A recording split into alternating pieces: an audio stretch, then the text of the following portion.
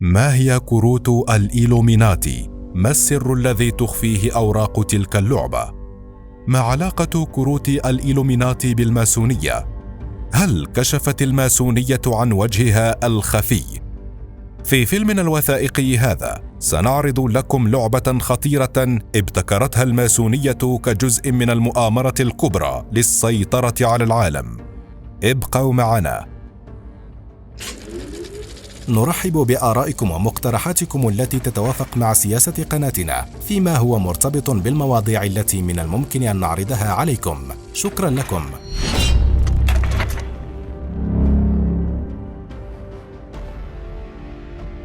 في تسعينيات القرن الماضي قام رجل أمريكي يدعى ستيف جاكسون بتصميم لعبة على شكل كروت مثل لعبة اليوغي ولعبة بنك الحظ، وقد عرفت اللعبة الجديدة بكروت الإيلوميناتي، لكنها لم تكن لعبة عادية أو كروتا بريئة تحمل صورا غريبة من تأليف المصمم، لكنها كانت تحمل حقائق تاريخية عالمية مثيرة. بعضها حدث بالفعل قبل تصميم تلك اللعبة، والبعض الآخر حدث بعد تصميم تلك الكروت بسنوات، وهناك جزء آخر لم تقع أحداثه حتى الآن.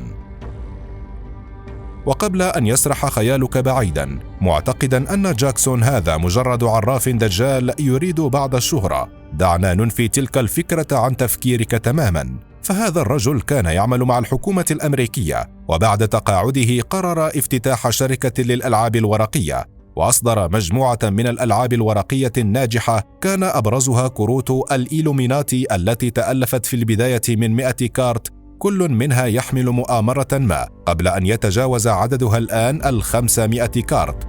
وقد ظهرت تلك اللعبة في ولاية تكساس الأمريكية عام 1995، لكن الأمر لم يكن سهلاً، فقد واجه جاكسون قبل إصداره لعبته الشهيرة العديد من المضايقات من قبل المخابرات المركزية التي قامت بمصادرة أجهزة الحاسوب الخاصة بجاكسون ومطبعته، بالإضافة إلى قطع القرص الصلب ومنع اللعبة في أمريكا، الأمر الذي اضطر جاكسون إلى اللجوء للمحاكم ليربح القضية بعد 3 سنوات وتنتشر اللعبة في الولايات المتحدة الأمريكية محققة نجاحاً كبيراً. أثارت كروت الإيلوميناتي منذ ظهورها الكثير من الجدل، وأثارت العديد من التساؤلات حولها، ليس لأنها تحمل رموزاً واضحة للماسونية مثل العين والهرم، لكن لارتباطها بكارثة عالمية شهيرة، وهي هجمات 11 من سبتمبر عام 2001، عندما تم تدمير برجي مركز التجارة العالمي في أمريكا في واحدة من أسوأ الكوارث العالمية التي ترتب عليها تغيير في طبيعة العلاقات بين الدول وخريطة الأنظمة السياسية لبعض الدول، في إطار ما عرف بالحرب على الإرهاب، والتي منحت أمريكا مبرراً لخوض حروب وارتكاب العديد من الانتهاكات الصارخة لحقوق الإنسان بتلك الحجة. لكن ما علاقة ذلك الحدث المأساوي بأوراق الإيلوميناتي؟ من الغريب أن إحدى أوراق تلك اللعبة قد حملت بشكل دقيق صورة لذلك الحادث قبل وقوعه بسنوات، وهو كارت إرهاب نووي. في الوقت الذي اعتقد فيه العالم أن مركز التجارة العالمي تم تدميره بواسطة طائرتين، فهناك نظريات أخرى تقول باستحالة انهيار المبنيين في هذا الزمن القياسي بواسطة اختراق الطائرتين للبرجين، وهناك احتمالية استخدام جهاز تفجير نووي دقيق وضع في قاعدة البرجين بحسب ما ذكر دكتور حسن صابر في مقاله الخداع الأمريكي في النظام العالمي الجديد. ليس هذا وحسب، بل وهناك كارت آخر يحمل اسم البنتاغون، وعليه صورة مبنى وزارة الدفاع الأمريكية وهو يحترق، وهو ما حدث بالفعل في أحداث 11 من سبتمبر أيضاً، الأمر الذي ينفي تماماً كون الأمر مصادفة أو من وحي خيال ذلك المصمم، وإنما خطة مكتملة الأركان. بعد كشف تلك الحقيقة المذهلة، عاد بعض الباحثين لمراجعة تلك الكروت المريبة، ليتفاجأوا بأن تلك اللعبة قد حوت صور الكثير من الأحداث العالمية التي أثارت حولها الكثير من الجدل، وارتاب البعض في ملابساتها. إليكم 7 من أبرز الأحداث التي صورتها بعض كروت تلك اللعبة. أولاً، الأميرة ديانا. من بين جميع الأميرات كان للأميرة ديانا مكانة خاصة جداً، ليس لزواجها من ولي العهد البريطاني الأمير تشارلز، وإنما لطلاقها منه وارتباطها برجل أعمال مصري يدعى عماد الفايد. غير أن مشروع الارتباط هذا لم يكتمل، فقد توفيت الأميرة ديانا في حادثة سيارة مع صديقها عام 1997.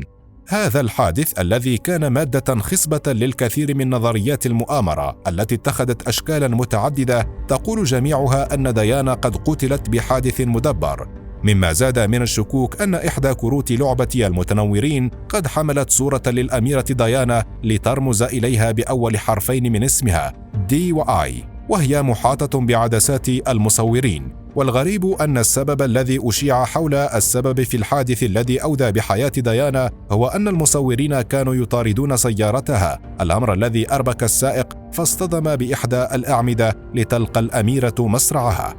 فهل كانت الماسونية وراء وفاة الأميرة ديانا؟ ثانياً، إحداث وخلق الظواهر الطبيعية.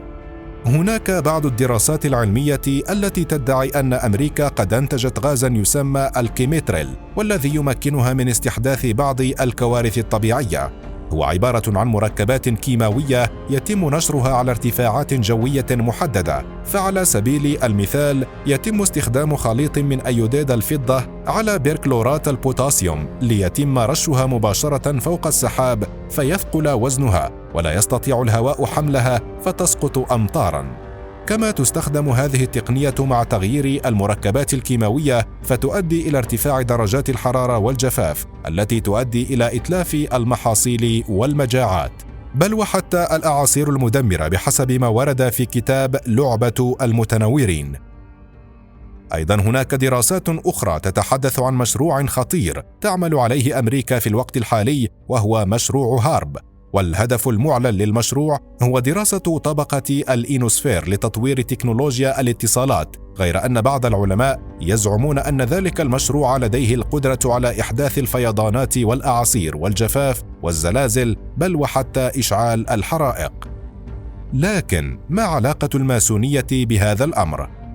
الواقع أن بعض كروت الإيليموناتي قد حملت صوراً واضحة للتحكم في الطقس وإحداث الزلازل، بل وإن أحد الكروت وهو الكارت الذي يحمل اسم كوارث مجتمعة قد حمل صورة تظهر أناساً يركضون في هلع في الوقت الذي تشتعل فيه النيران حولهم، وفي خلفية الكارت يوجد برج الساعة ليتم إسقاط ذلك الكارت على كارثة محتملة يتم فيها تدمير برج جينزا واكو الشهير في العاصمة اليابانية طوكيو. ثالثاً، إحداث الأزمات الاقتصادية. رغم أن العديد من البلدان تشهد أزمات اقتصادية بين فترة وأخرى، فإن تلك الأزمات قد زادت مؤخرا بصورة كبيرة مع التلاعب الكبير في الأسعار وفي قيمة العملات والبورصة للسيطرة على موارد الشعوب والتحكم في قراراتها. وقد حوت إحدى أوراق الإيليموناتي تصويرا لكيفية سيطرة الماسونية على السوق المالي، وهي ورقة التلاعب بالسوق. أيضاً فهناك كارت آخر يسمى بإدماج البنوك، وهو يصور أسماكاً كبيرة تلتهم أسماكاً أصغر منها في إشارة إلى الكيانات الاقتصادية الكبرى التي تلتهم الصغيرة مسيطرة تماماً عليها. رابعاً، نشر الأوبئة. شهد القرن 21 ظهور العديد من الأوبئة والفيروسات القاتلة مثل أنفلونزا الطيور وأنفلونزا الخنازير وفيروس سارس وآخرهم فيروس كورونا، قبل أن تطرح شركات الأدوية التحصينات والعلاج لمكافحة تلك الأمراض لتختفي الأوبئة والفيروسات فجأة كما ظهرت فجأة، الأمر الذي طرح الكثير من النظريات حول ما إذا كانت تلك الفيروسات طبيعية حقا أم أنه قد جرى تصنيعها. هذا السؤال الذي أجابت عليه أوراق الإيلوميناتي، إذ حمل إحدى كروتها وهو كارت مركز السيطرة على الأمراض صورة توضح انتشار الأوبئة والأمراض، في الوقت الذي يوضح فيه كارت آخر وهو كارت وباء شركات الأدوية التي تصنع العقاقير واللقاحات المكافحة لهذه الأوبئة. خامساً، السيطرة على الإعلام.